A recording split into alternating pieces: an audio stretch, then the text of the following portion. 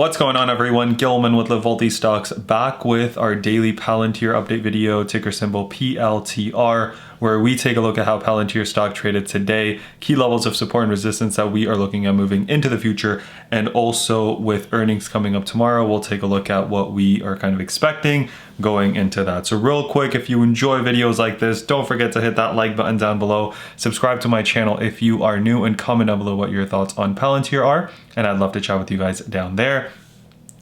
Let me go ahead and hit record and we will get right into the video. So actually a decently red day for Palantir. We're talking it's down $1.28, which is about 6.48%, continuing that downtrend in the after hours, down another 16 cents, which is 0.87%. So not looking too good for Palantir, unfortunately, going into earnings. So let's take a look at how it traded today. Then we'll take a look at, how it looks going into earnings, and do some technical analysis there. So nothing too crazy right out of the gate. We saw a pretty nasty sell-off, took us from the mid-19s all the way down to 18, where we got a little bit of a bounce, and then we pushed up and moved forward. So that's, pretty simple there. That sell-off at the beginning of the day really was the majority of the movement.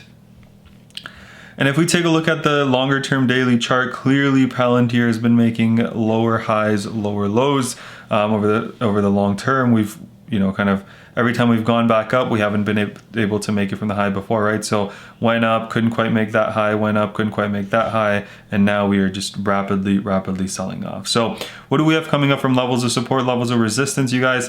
First things first, we got to draw ourselves another support line here, and I'm going to draw it based on the bounce we got today, about $18.18, which I also think kind of coincides nice with what we've seen back here in late November, which is great.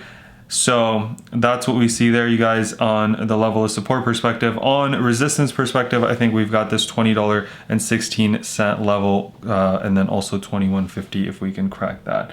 So not too bad there overall in terms of, the push up, but it hasn't been doing super well lately, which is definitely not something that's been fun to see if you're a Palantir shareholder like I am, or you've got long leaps, both of which I do, and they're not doing too well, but that's okay. Let's talk a little bit more about what we have coming up. So first things first, again, support level 1818, resistance level at 2016. The one thing I will point out that's kind of good for Palantir right now is that it is oversold. It's below 30 RSI, so hopefully we see some buying coming in soon. That being said, I'm not seeing anything indicating that we're close to seeing a reversal. So let's take a look at this article here. It talks a little bit about how Palantir looks going into earnings, and we'll see what they have kind of predicted for Palantir. So we're seeing we're going to see it before opening bell Tuesday. So if you are the market's closed right now, I guess you could buy stock in the after hours, but let's take a look at what happened. So last time Palantir had earnings, they actually had a slight beat of earnings, 40% increase on revenue. Earnings per share was 6 cents, beating the consensus of 2 cents, but kind of the below the line with share compensation ended up being at a loss. And what they're talking about here is on May 3rd, a number of Palantir options traders bet over 1.3 million that the shares of the company were headed lower, and they've been right so far.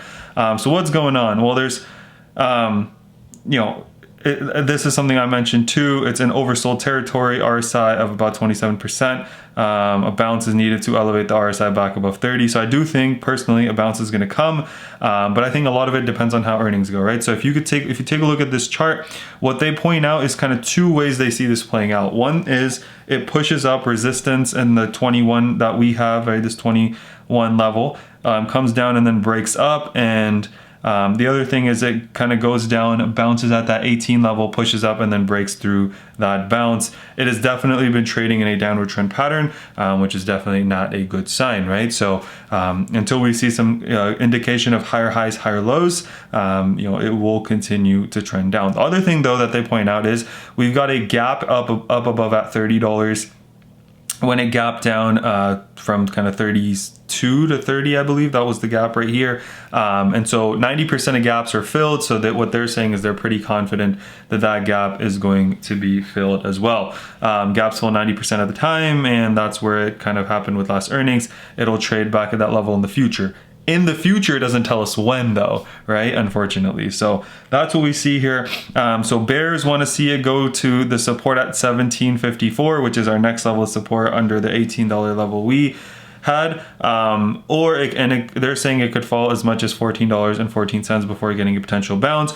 On the other hand though, if we hit that $21 mark, which is the current resistance, then we could be kind of back in business. So that's what kind of the two sides are, whether we go to 1754 and kind of go below that, or if we come above and actually break above $21.04. Me personally, holding my Palantir shares, I like the risk to reward here. There's not much technically that tells me to keep holding. It is selling off, and sure, I could have bounced a little bit ago. I like the company, and I don't have a time limit on my shares, and the leap calls that I have going out to 2023, I've got almost a year and a half, almost 2 years.